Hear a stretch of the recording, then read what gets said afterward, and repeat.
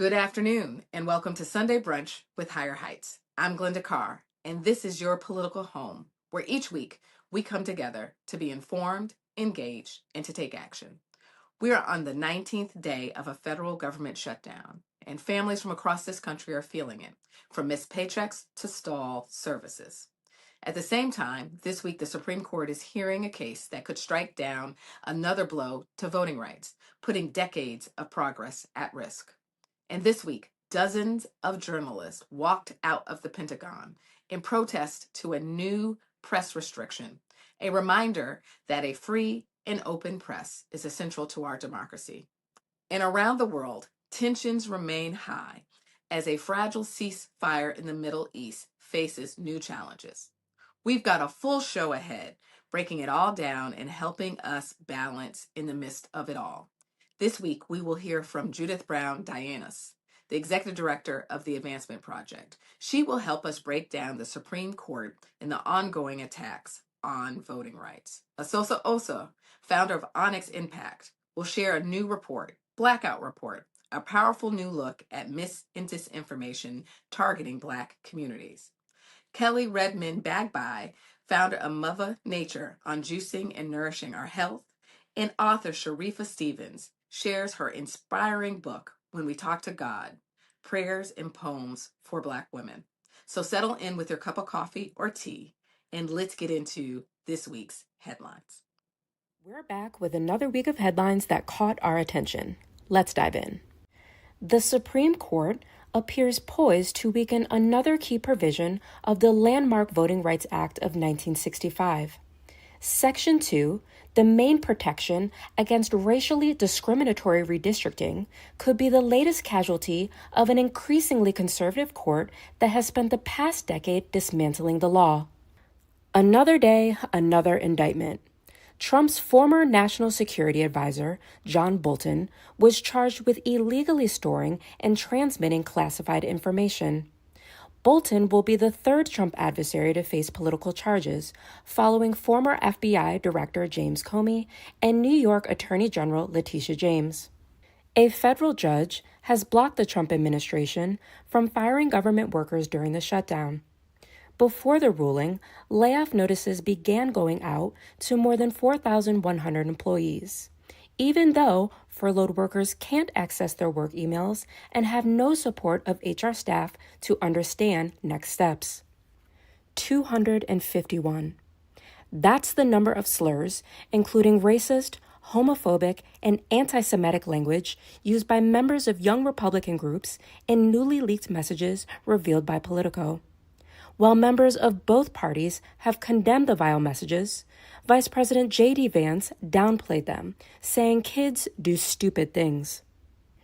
Airports in New York, Atlanta, Chicago, Las Vegas, Charlotte, Phoenix, Seattle, and more are refusing to play a video message from Homeland Security Secretary Kristi Noem, in which she blames Democrats for the federal shutdown.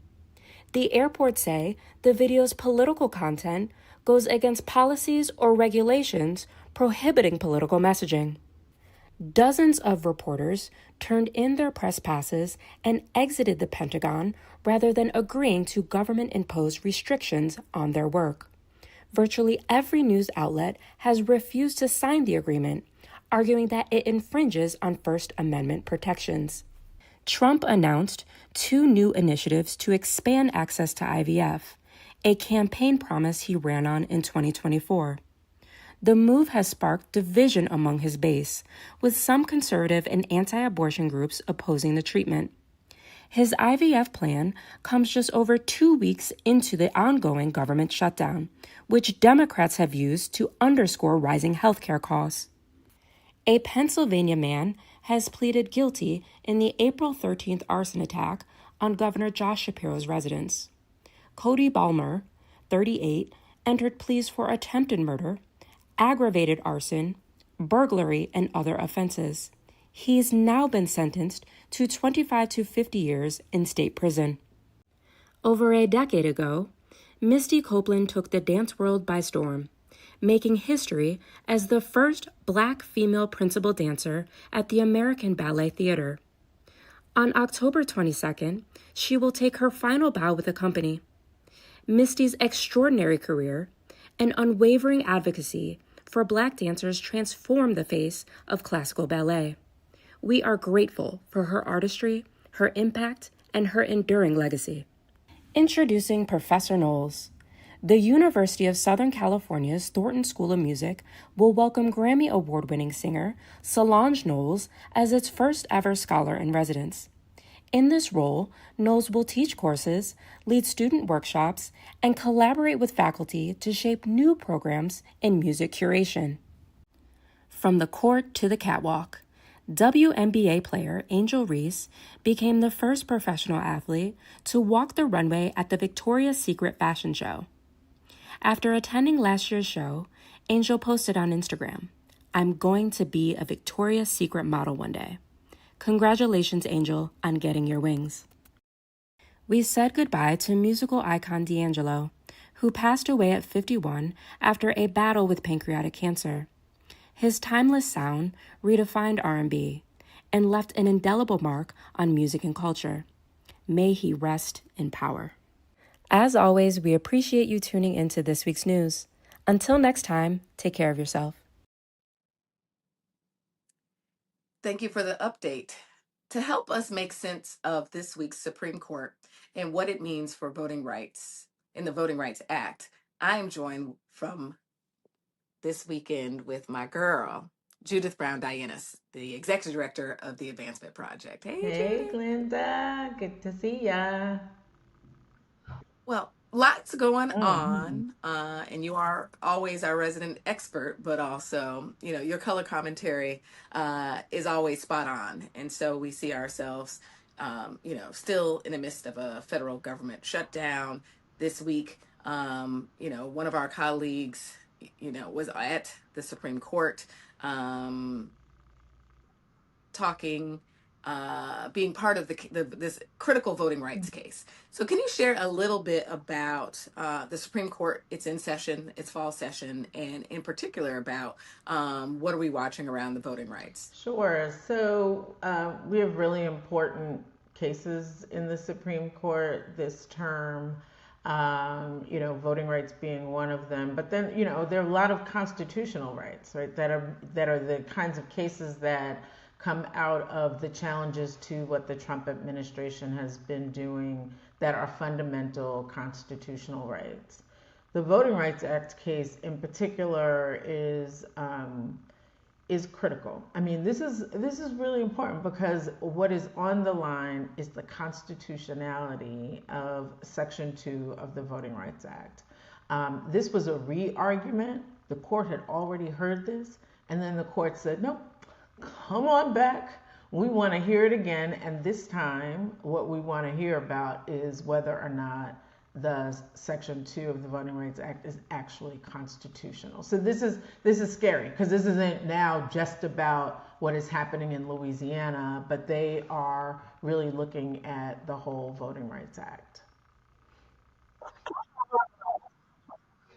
Sure. So Section 2 of the Voting Rights Act is the section that says that you cannot discriminate in and deny the right to vote on the basis of race. So it's used a lot for redistricting cases and to look at whether or not Black political power is being diluted. But we also use Section 2 for other kinds of cases, like all of the voter ID cases, the cases that are our typical kind of like, as we call them at Advancement Project, like our bread and butter voter suppression cases that we fight in the courts all the time, we use Section 2. But what is at stake now is about redistricting. Basically, this court is looking to strike down Section 2, which would actually mean that Black political power will be lost in terms of not just Congress, because remember, this isn't just about Congress, this is about state legislatures too. And so we're really worried about what could potentially happen because we know that we have a court that is poised to strike it down, that has been trying to strike down all of the winds of the civil rights movement. And the Chief Justice, Justice Roberts, has been an enemy of the Voting Rights Act since he was at the Department of Justice many years ago. And so this is kind of his opportunity to now have stacked the deck with Trump appointees to go after the Voting Rights Act. And we're fighting in all fronts. As I mentioned, we're in the 19th day of the government shutdown with millions of families uncertain about their next paycheck, benefits, and essential services. What we see is an all attack on all levels of government, and how this is connecting to the dysfunction of a broader erosion of democracy, from the courts to Congress to the states. What are you seeing right now about the dismantling of like the very safety nets, the very 50 years of civil rights, women's rights, human rights, that you are, as a civil rights attorney and a civil rights leader, you're literally fighting out on all fronts? I mean, they're going after everything. They have dismantled the federal government. They've definitely gone after all of the civil rights departments in all of the agencies. They have gutted them by laying those people off, firing those people. That's where we get that big number of Black women who've been laid, who are no longer working there, because those are the people who are in those civil rights offices at federal agencies. And then all of the laws that they've gone after. And so constitutional rights are on the chopping block right now. And the Trump administration is ready to get at it every which way. So it's in the courts, they're going after it, right? And they're flipping civil rights laws on their head, because now what they're saying is the only victims of civil rights in this country that they want to recognize are white people. And so that's what's at stake in this voting rights case, is that they've basically said that Section 2 that was meant to protect us is now hurting them, and they want their power back. And if they do win, it will mean that Black Voters Matter and Fair Fight actually did a report that says we will lose probably 19 Democrats in Congress if that case goes down. And that's Black people, because the Voting Rights Act Section 2 is the thing that opened the door to Black people getting elected, for us to have representation, for the creation of districts. And we should really not underestimate what this will mean to Black political power. Yeah, we entered into this Congress with the largest number of the members of the Congressional Black Caucus. In fact, 62.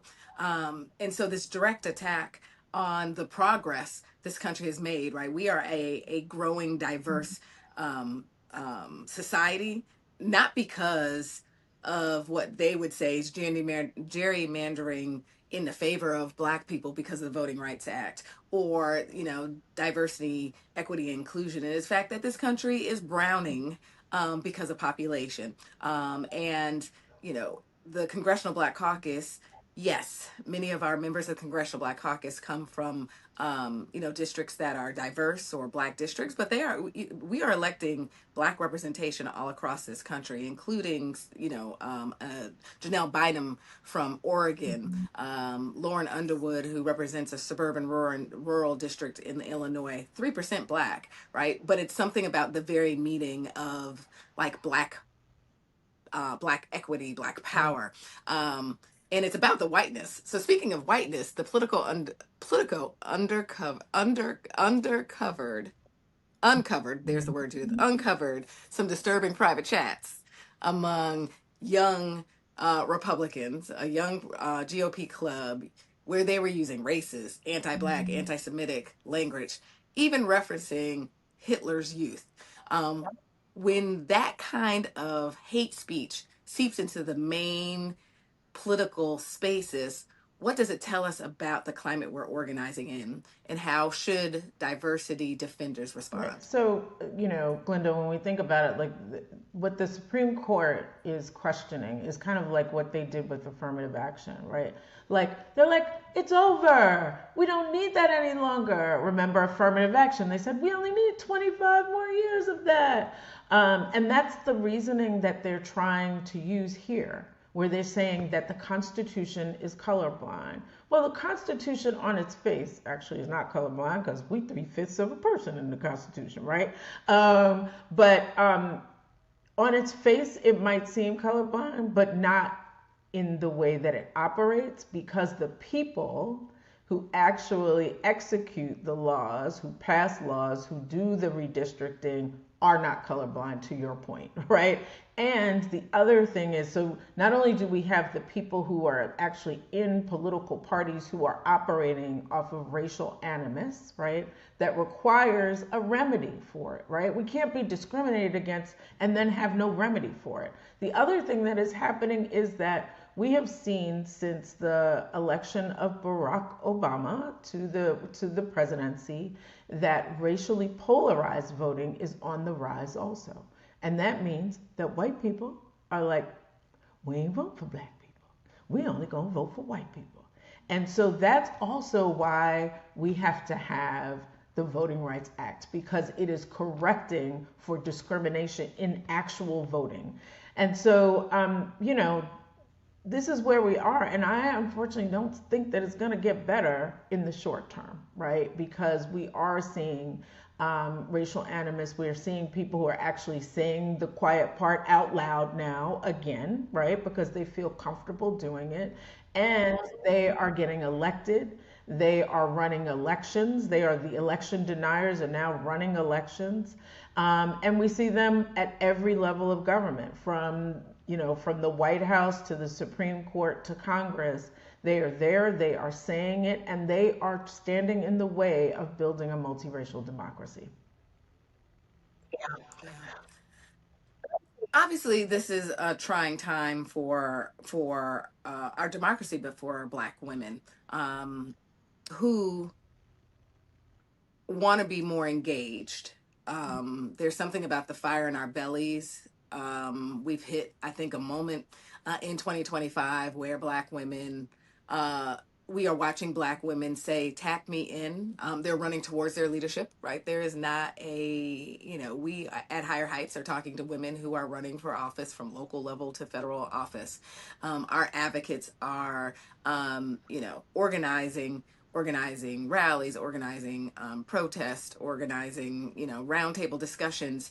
You have hit and used your social media platform to be a voice. And so everybody kind of has a role to play. Share a little bit about some of the organizing that you're personally engaged in, or you're engaged in as a leader, from your good work, organizing work with the State of the People tour earlier this year, to this weekend we saw thousands, hundreds of thousands, frankly, people be a part of the No Kings rally, not only here in America, but there were these No King rallies in solidarity in France, and in Europe and across the globe. So share a little bit about those efforts, and for someone who's like, I want to be more engaged in this moment beyond the voting Yeah. booth.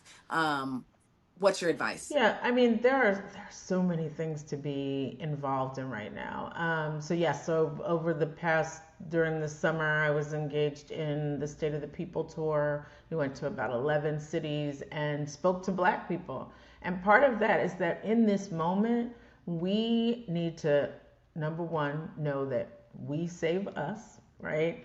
That we have to have each other's back, and that in the midst of what is happening, there is a lot of hopelessness. And the thing that gets us past hopelessness is being in community with each other, to know that we have each other's back, and to be ready for the fight back. We have to be engaged in this. This is like one of the times you can't sit on the sidelines, because they're coming after everybody, right?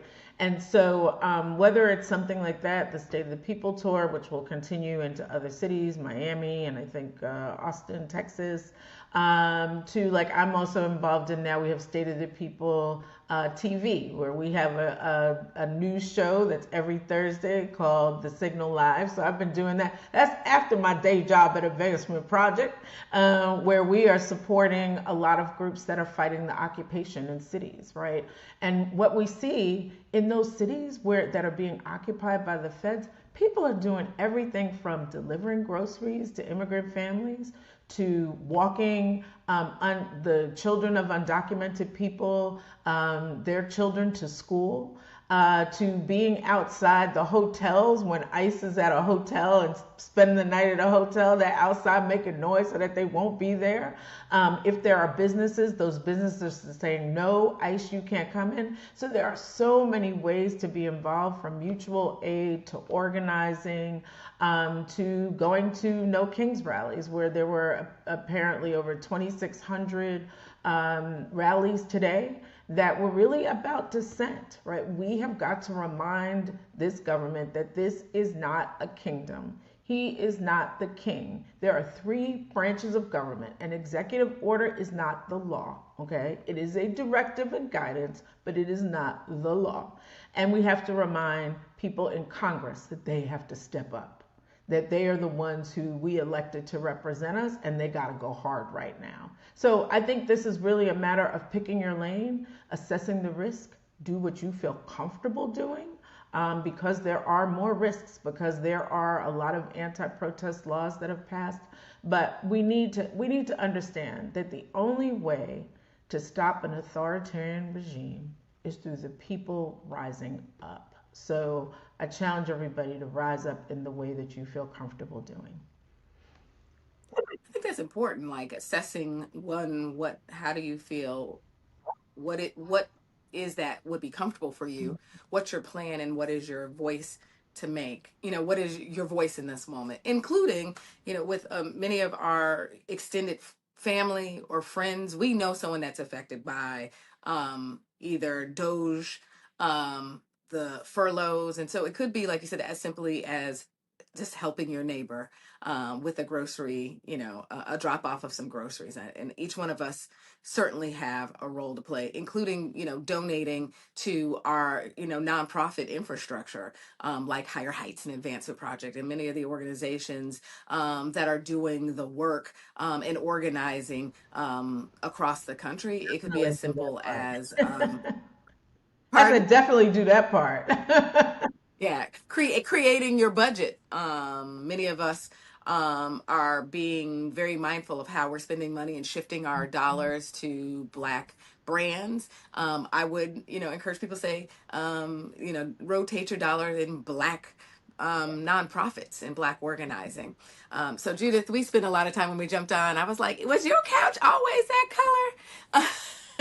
True, And true, so we spent it's a lot true. of time. We remember the times where we would be on Zoom 3 days a week, where we were providing, ways for people to gather, be informed, and to take action. And that's what this moment calls for. But the moment also calls for us to be resilient. This moment calls for even the darkness for us to find joy. And so I always, again, love watching your social media, because, she thinks she's a line dancer extraordinaire.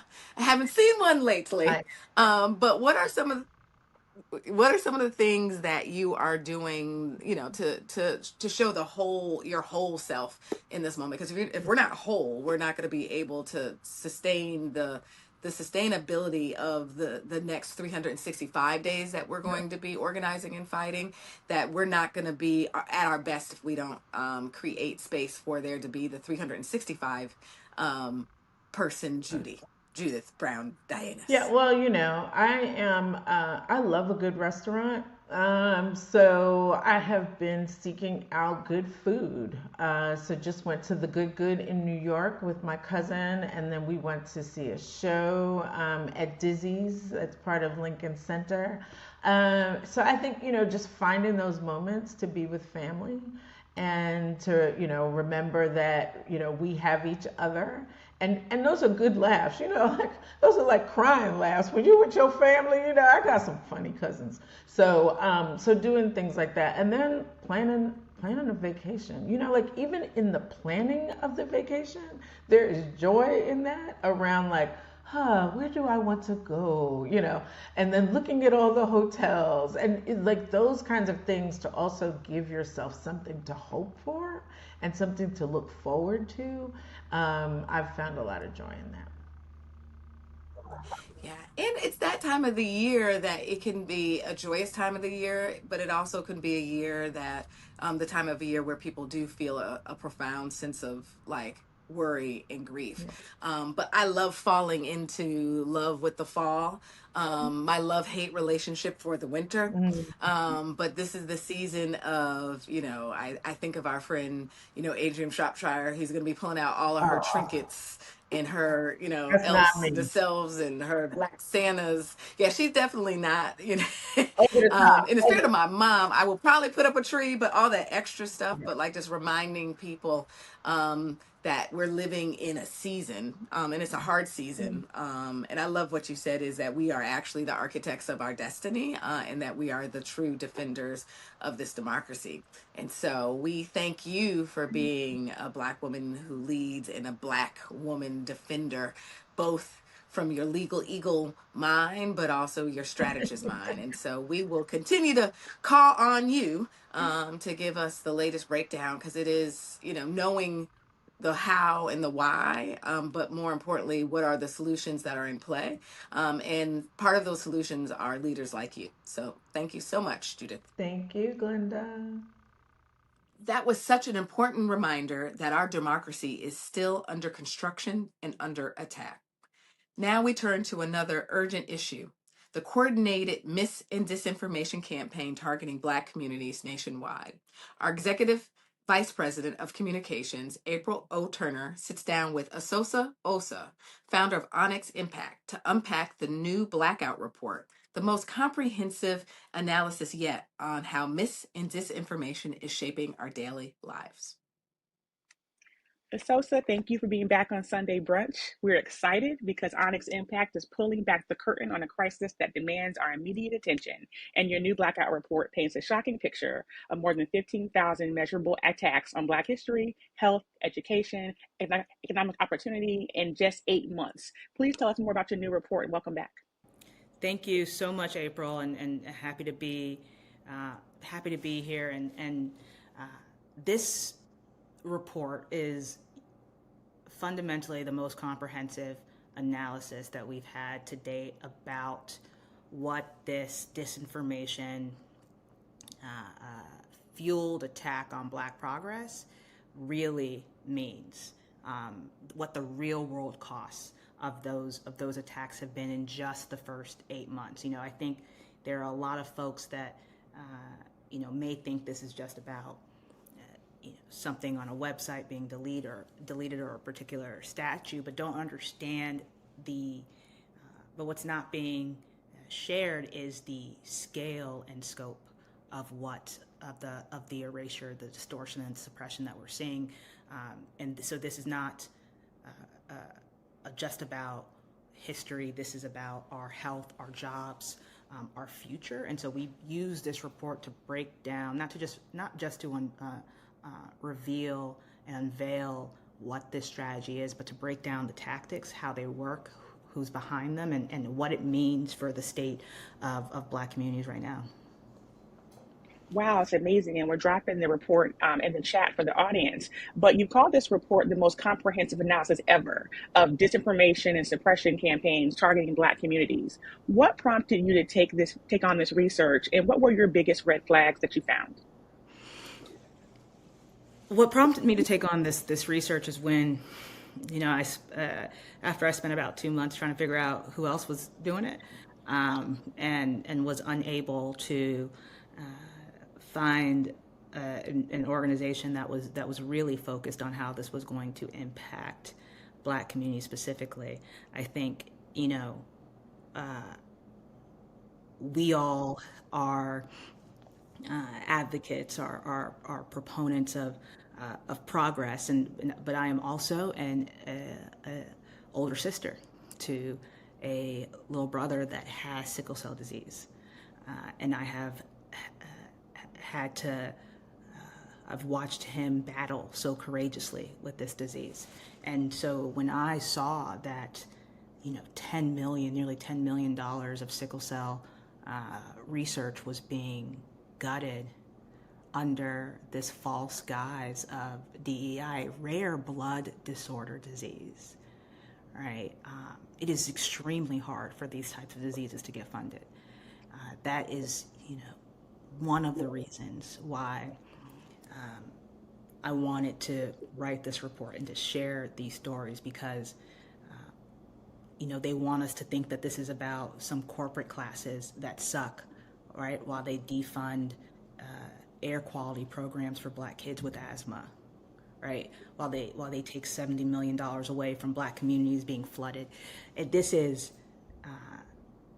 one of the most far-reaching campaigns of harm that we have seen. And it's being done, in a lot of ways behind closed doors with this DEI smokescreen, with this like Trojan horse strategy to tell us that something else is happening. So this was, I think, fundamentally necessary to put out, and fundamentally necessary to make sure that we get to as many Black communities as possible. No, it absolutely is. And thank you so much for sharing the story about your little brother. This is so important. And we've had you on before, and we've discussed that we're not even anymore in misinfo and disinfo. We're in straight propaganda, right? And you're making the ties of how this, in fact, impacts our communities daily. And, you've discussed this isn't a culture war, it's a power grab. Can you talk a little bit more about what that means in the efforts to erase Black history, the efforts to erase, progress for us to get funding for certain things that we need, and how data is really undermining democracy itself? Oh, 100%. They calling it a culture war is a distraction, right? This is a calculated effort to seize illegitimate power and control by eroding Black opportunity, right? The opportunity is going somewhere, right? The funding is going somewhere. Where is it going? We are seeing, and we have seen it happen before post-Reconstruction, right? And so when you're not only seeing this erasure of our stories, our data, our rights, you're seeing at the same time the Supreme Court on the cusp of taking away 19 congressional seats, basically demolishing the Congressional Black Caucus. That is about illegitimate power and control, right? And they're going to further it via narratives of disinformation. And so we have to recognize when we are being lied to, right? And not engage with the lie, but highlight the tactic, expose the tactics, right?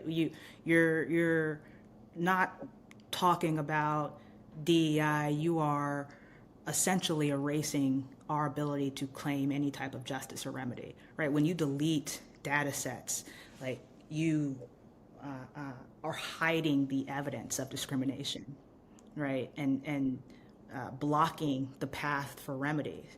And so making it, you are creating a hierarchy of opportunity, right? And we're not going to realize that's happening until it's already too late. And so undermining Black progress is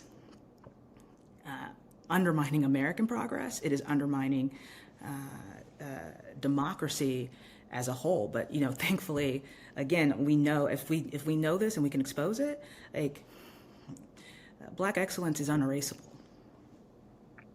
Absolutely. And one of the things that struck out at me that just really hit me is that we have been looking at this administration. We've been looking at the past few months and years and attacks on DEI. We've been very upset at erasures from government websites to other things of our history. But the connection that you make is that this also impacts our present and our future. And we know that you all tracked more than 15,700 incidents. And you said that when we lose our data, we lose the proof of harm and path to justice. What can our audience do? What can everyday people do? What can we do to help defend the record and protect truth in this moment? Yeah, I think that is one, absolutely right. One, making sure that we see this, these attacks on DEI not as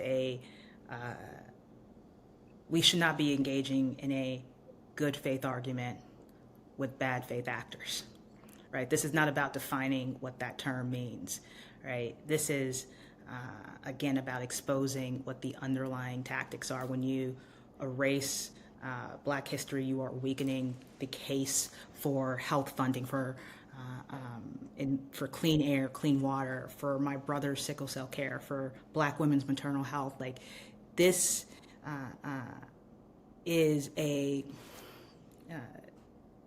this is more than just being about memory. This is about who gets to thrive. And so what do we need to do?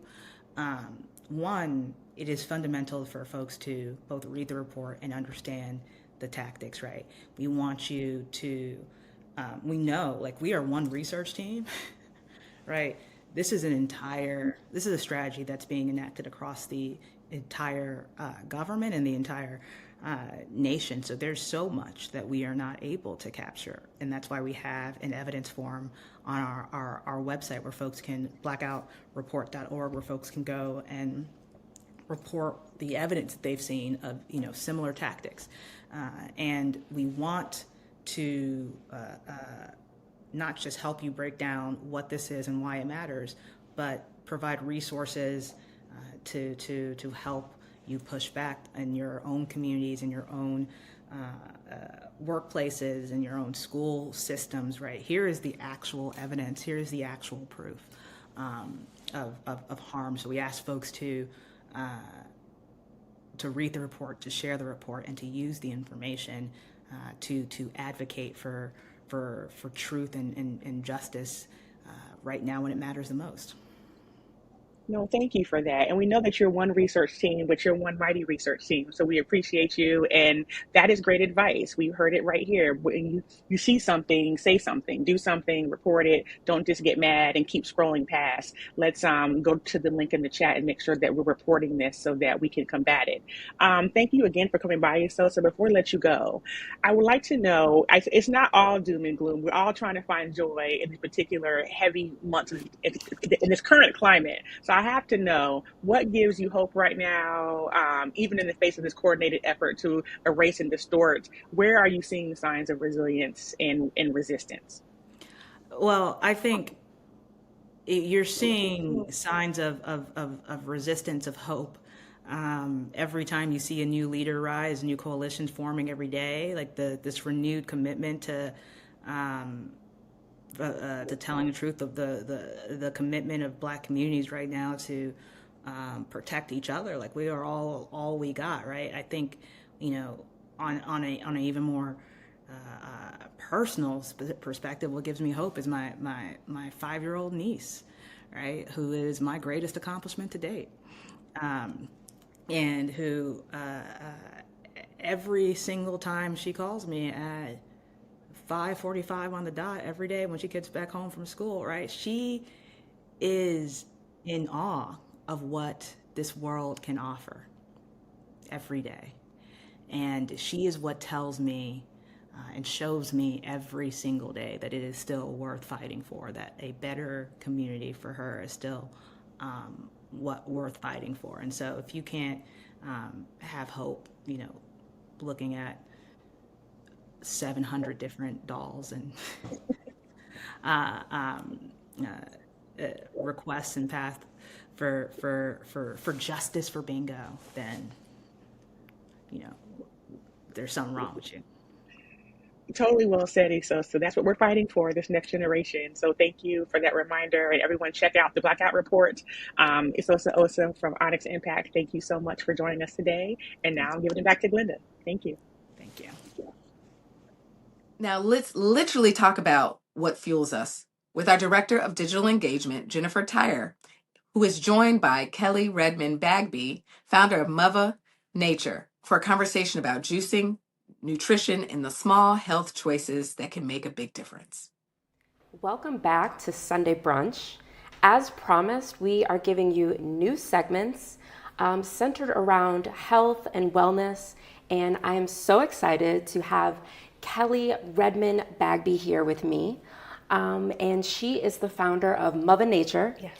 And I had the opportunity to taste some of these juices that we're going to be demoing today at an event that I attended, and I knew that I had to have her on the show and to share her gifts with you all. So before we get started, I would love to hear about Mother Nature, how you got started. I know that your story is deeply personal. And so tell us a little bit about your journey and how you got here. Sure. First of all, thank you so much for having me. I'm super excited to be here. So, Mother Nature, thank you so much for pronouncing it correctly. Yes, I had to do that. Yes, Mother is how we say mother in our community, so I'm paying Absolutely. homage through the name. But Mother Nature started as a pandemic business. We started in 2020. My sister actually got diagnosed with stage 4 colon cancer. She was 34 at the time.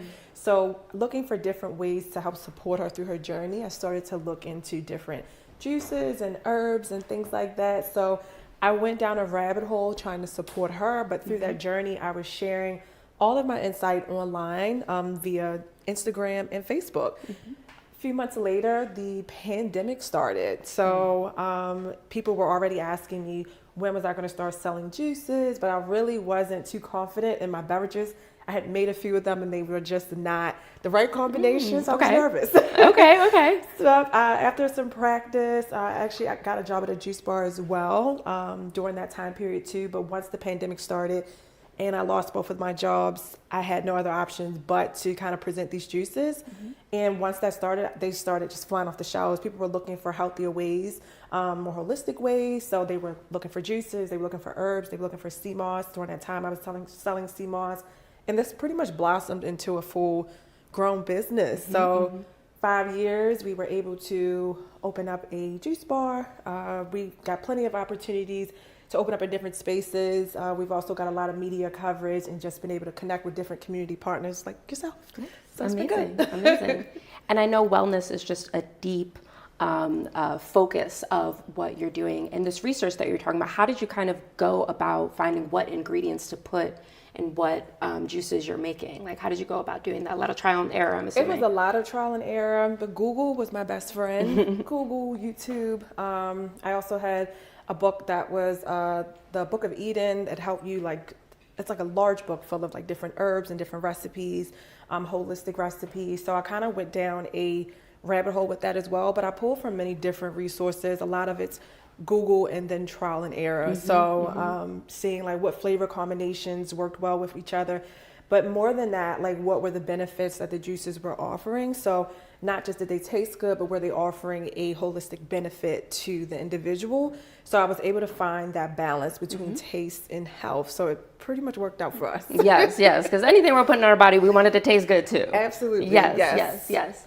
And so for someone starting on a wellness journey, where do they get started? What would you say is like some tips that, you know, helped you on like, okay, I want to journey down this path of wellness? If someone's just trying to start that, what would you advise? I would say Google again. Like right now, because we've experienced a massive shift in the public view of wellness, you can find information almost anywhere. We display information on our site, on our Instagram, but you can most certainly Google. You have ChatGPT now. You can put in some information there of how do you start your wellness journey. You can connect with different holistic practitioners, health coaches online.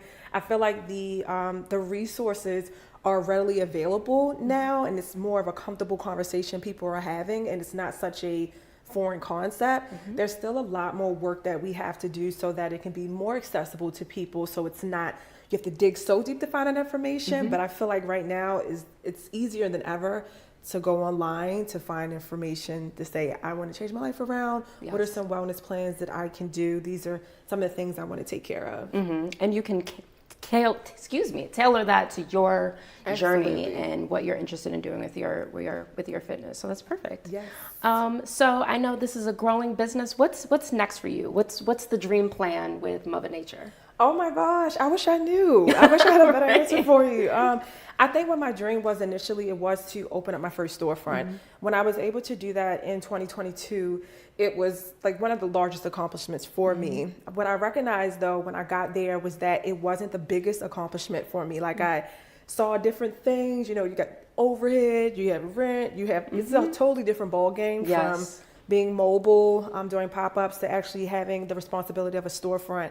So I'm actually working on a book that says, do not open a juice bar, but really, it's like when you open it up, it's gonna give you like all the tips of how you can survive in a juicing business, because it's a thriving business.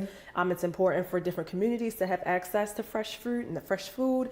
But I think that I'm still in the process of figuring it out. I think that I've created a really great brand and a recognizable brand. And I think when it comes down to business in general, if you're able to market your brand where people recognize it just from the name or from seeing you, I think you've done a great job. But after that, you have to be able to create your systems so that you're not burnt out, so that you're able to bring in more staff, so that you're able to scale. So I think that I'm in that space now where I'm figuring out, well, what does that look like without me being in everything. So I think that's one of the lessons that I learned, but we're still figuring it out. Yeah. I love your honesty, because entrepreneurship is nothing easy, right? And it is a lot of trial and error. And so with that, juicing is what we're here to do today. And we're going to try some of the things that you have cooked up for us. So let's get started. Yes. What do you have for us? So we have just a garden of fresh fruits and vegetables. Everything has been washed. So for starters, I like to use this fruit and veggie clean. It's a great way to just kind of get rid of debris, any type of dirt from your fruits and vegetables.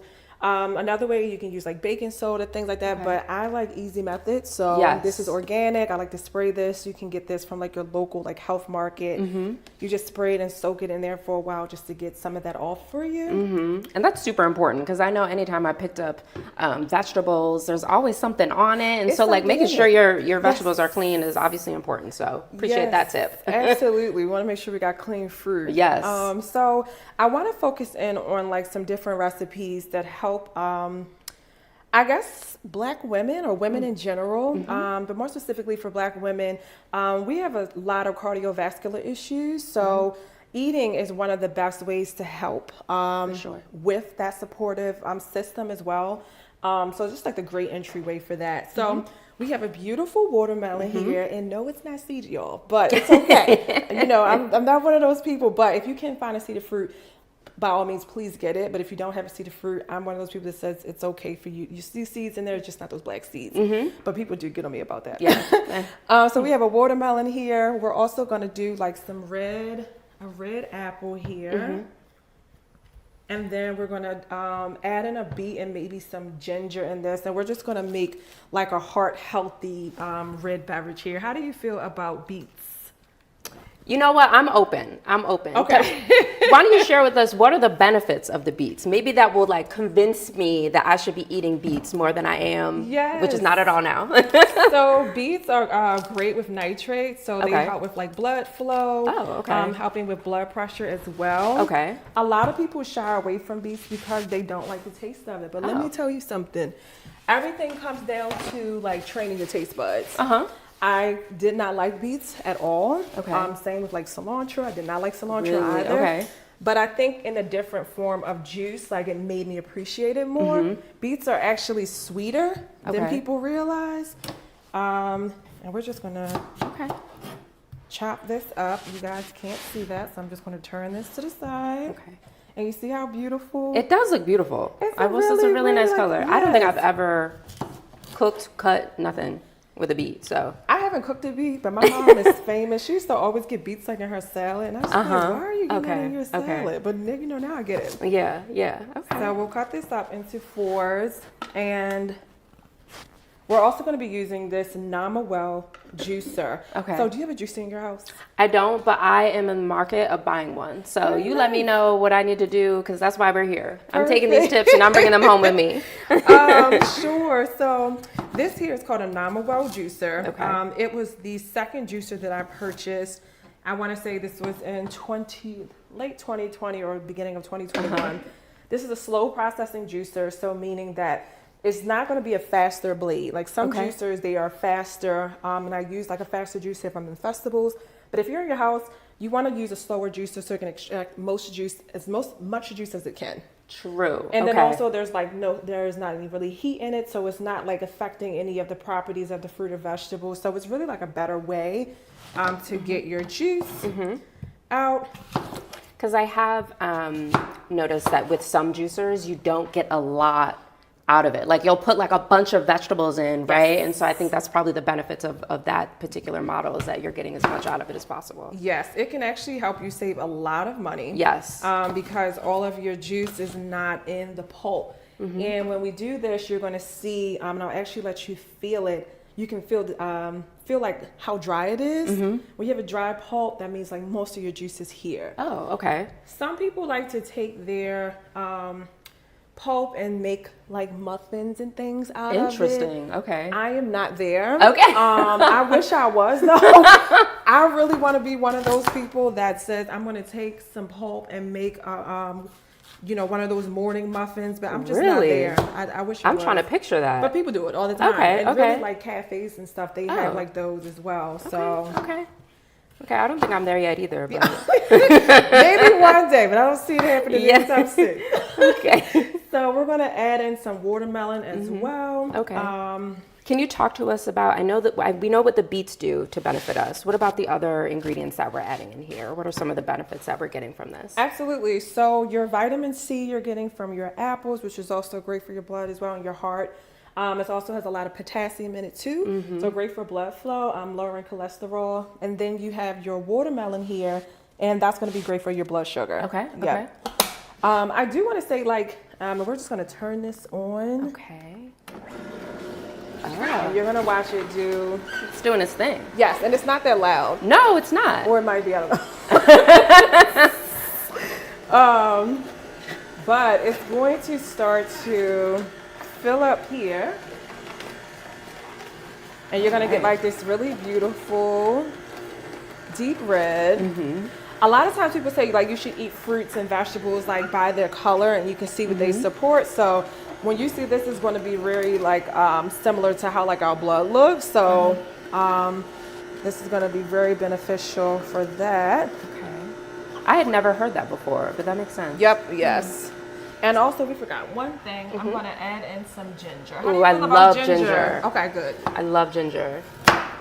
I don't think I eat it the way I should. Like I like ginger beers. I love But ginger beers. that's not what I should be drinking, right? I need to be drinking juice. You can drink ginger beer. So, I know that there are like levels to how you want to drink your drinks, how you want to make your fruits, and like there's levels to it. But I think people should be able to choose what that feels like for them, and you should also just have limitations. Ginger beer just has a lot of sugar in it, so you just want to be mindful of that. But you can also make your own ginger beer. You can get your juicer, put your ginger in there, and then once you do that, you can get some sparkling water. True. And then create your own ginger beer. You can just add some like agave, and like you can always make a healthy version of something. Yes. And I actually like to cook at home. I like making my own things. So it's just like remembering that like I can do this with very simple ingredients. So this is a great reminder that it's very accessible. It's discipline though, it's discipline. This is simple to do, but when you're trying to do this every day, like you have to really be on a regimen. So what I would suggest realistically is making just a batch of juice. Yes, that so is you're beautiful, not by doing the way. it. It's gorgeous. Okay. Loving that. Okay. Yes. So this has all of the, and you see how we talked that whole time and did all the work for us? Yes. I like less work. I don't like to do all that work. I mean, I didn't even move a finger, so. So, all right. We did put a little ginger in this. And would you like this in this pretty glass? Let's do pretty glasses. Okay, perfect. I mean, why not? This is Sunday brunch after all. This is Sunday brunch. So we're going to go ahead and pour some in there for you. Oh, looks so pretty. You don't have to drink it all, because again, all right, I will drink it all. I'll wait for you. We can cheers.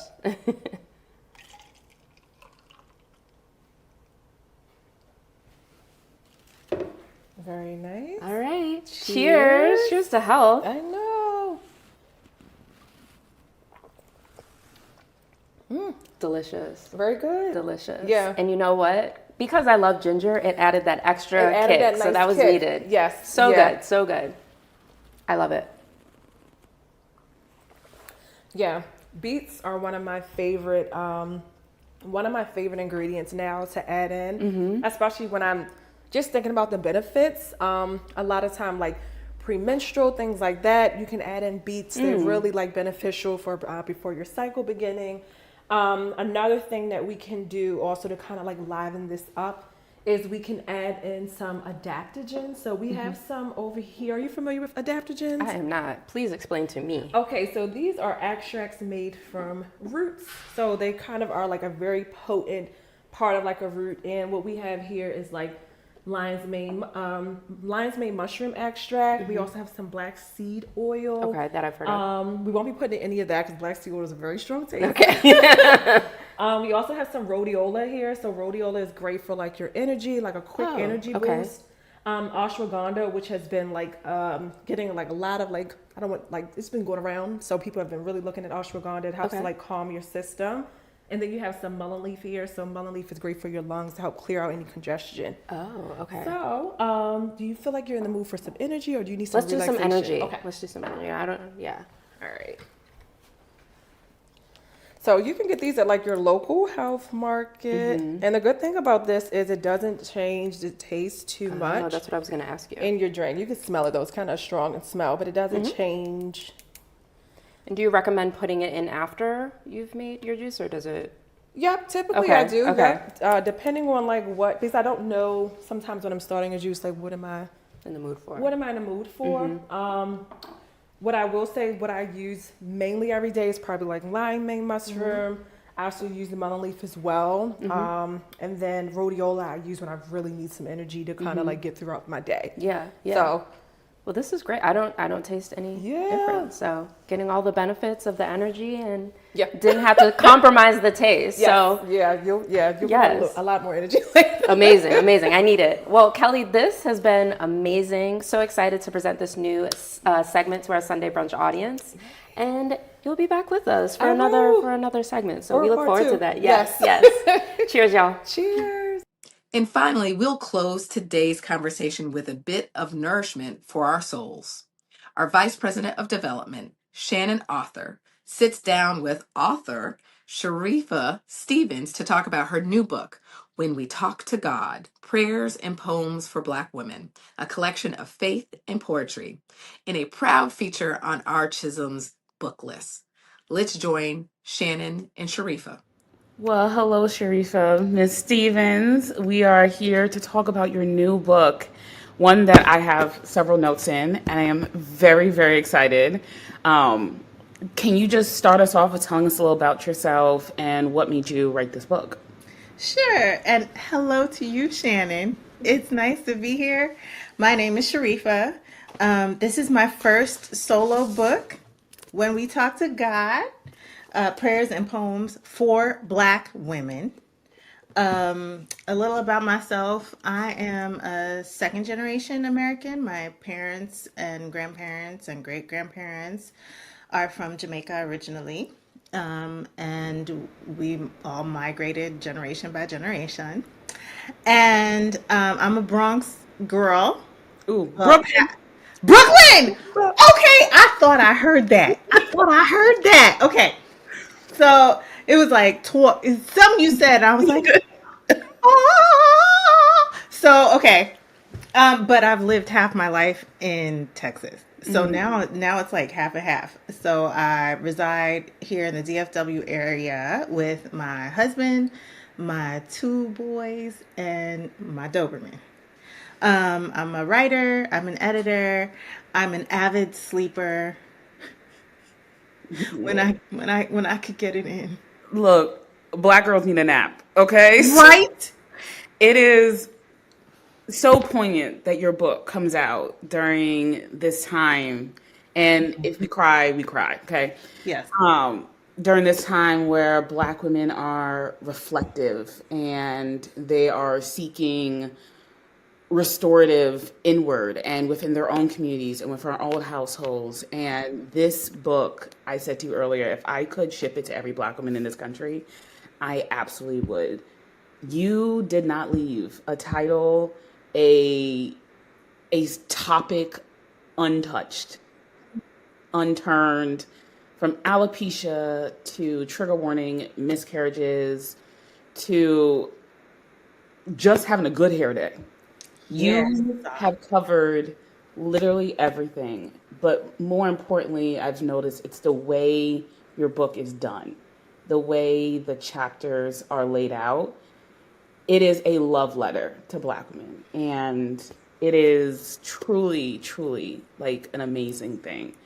I want to dig a little deeper, talk a little bit more about what brought you here, what connected you between your Jamaican and your New York roots. How did it shape your perspective when you were writing this book? Um, Partly it's like asking a person how they learn to breathe in and breathe out. It's just so much a part of me that it's hard to dissect the parts that are not influenced by where I'm from.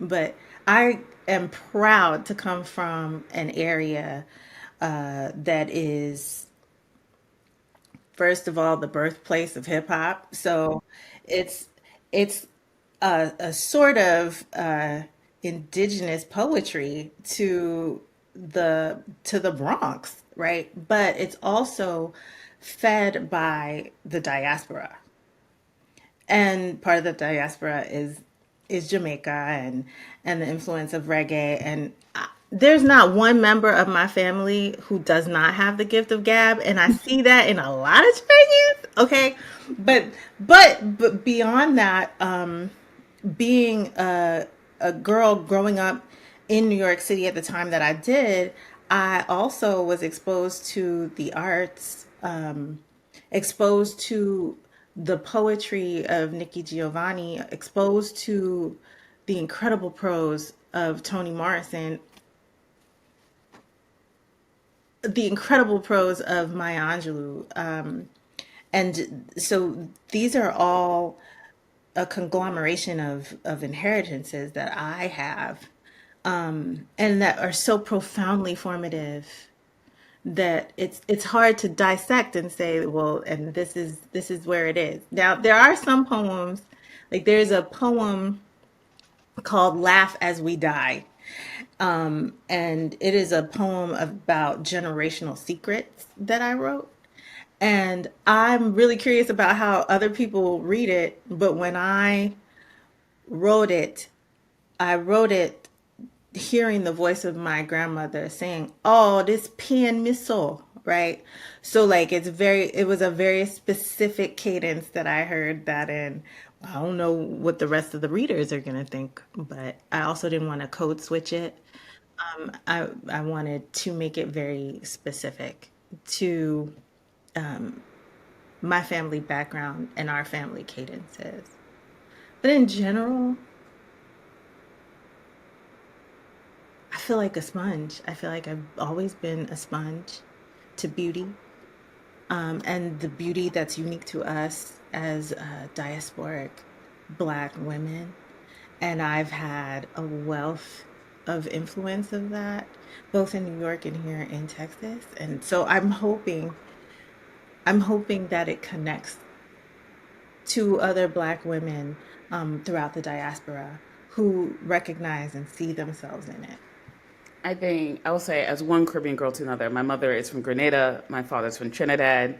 You're from Yes. New York, first and second generation here. Yes. I felt like these poems and prayers, they just spoke to me. And I can see where every Black girl, every Black woman is going to like see themselves in this. Whether or not you understand the dialect but you understand the message, right? Yes. Which is, I think, the beauty of this being for us, by us. When I tell you I bought this book 5 times, I bought this book 5 times. I've shipped it off to like every person in this world.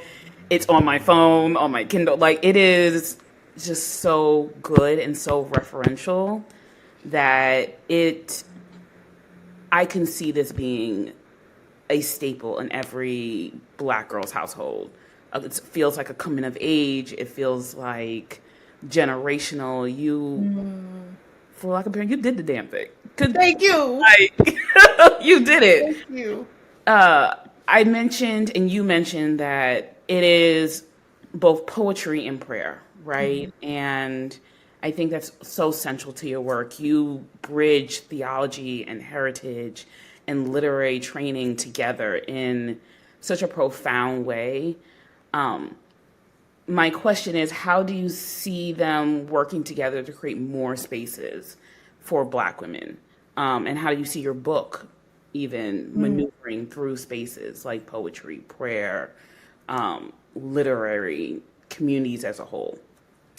That's a great question. I think though that one thing about us as Black women is that we are people of consensus and conjuring. We bring so much together. The I don't see a binary between poetry and prayer. I don't see, especially written. I don't see a binary between theology and the practice of life. And so I wanted to make sure I brought that to bear in my book because I think that in part of my spiritual formation and my formal training, there were those false binaries. And in some Christian spaces, there's an anti-intellectualism that is there where you can either believe God or be a scholar or be academically excellent or care about literary excellence, and that's nonsense. Who created that binary? I don't know where it came from. But it didn't come from God. So I just wanted to make that clear in the book that there might be segregation in religious spaces where it's like, oh, you can bring your spirit but not your body. You could bring your heart but not your brain. You can bring your color but not your gender. Like these kind of weird, strange binaries. No, God didn't create us like that. God didn't create us in segments. And that's not what God wants. Or else I guess God would have created us with our spirit in a jar. I don't know. Like What I'm hearing you say is we get to come as our whole selves. our whole, if we can't come as our whole selves, God ain't in it, is what I'm saying. And so as far as poetry and prayer, I don't believe in a binary. I believe that our creator created us to be creative.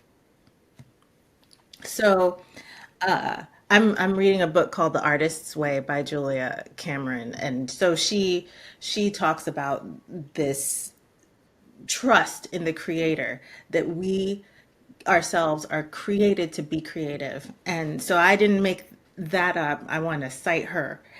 But I cite her to say, of course, poems and prayers go together, just like music and prayer go together, just like dance and contemplation go together, just like meditation and memorization go together. There's just so many beautiful combinations that bring our creativity and our worship and our bodies and our minds into integration. I love the idea. One thing we talk about at Higher Heights is that Black women have duality, right? Yes. We are both conservative and liberal. We are happy and sad. We are all the things in between. We're box braids and we're bald. Like That's right. like Black women are just so multilingual in the way we appear in this world. And you have demonstrated that I could be all things, right? Black women can be all things and show up in spaces that, they might be the first, right? So in your book, you have a beautiful poem that is about being the only one.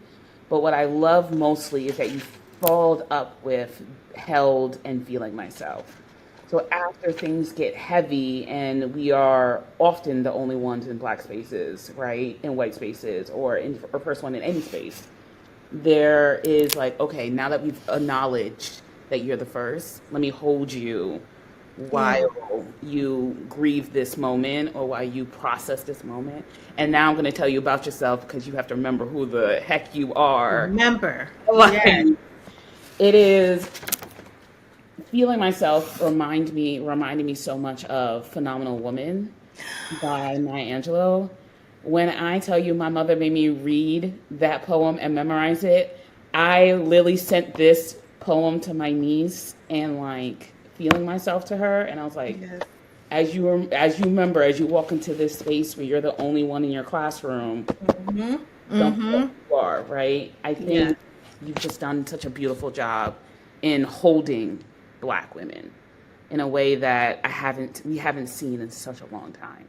So What a powerful show. From the fight for voting rights to protecting truth in journalism to caring for our health and spirits, today reminded us that democracy just doesn't happen in Washington. It's what we build every single day together. At Higher Heights, we know that Black women don't just show up in moments of crises. We lead them, we organize, we uplift, and we reimagine what's possible. And as we head into a new week, let's stay grounded, let's stay connected, and let's stay hopeful. And now, as always, we'll close with our video of the week. Until then, I am Glynda Carr, reminding you to keep leading, keep loving, and keep lifting us as we rise. Let's see what we're gonna do with her. So this is how I looked when I was in a show called Fame, where I was dancing all the time. Oh, I think I know this. And if you get her out, then you put her on the stand, and then you can change her positions. You can make her legs bend. You can make her leg go up. You can make it go down. Your turn. Come on, you'll get to play with her. This is fun. Everything bends. Look, there she is on her hip. And she should be doing like very new. And I'm bad like the Barbie. I'm a doll, but I still wanna party. Pink felt like I'm ready to.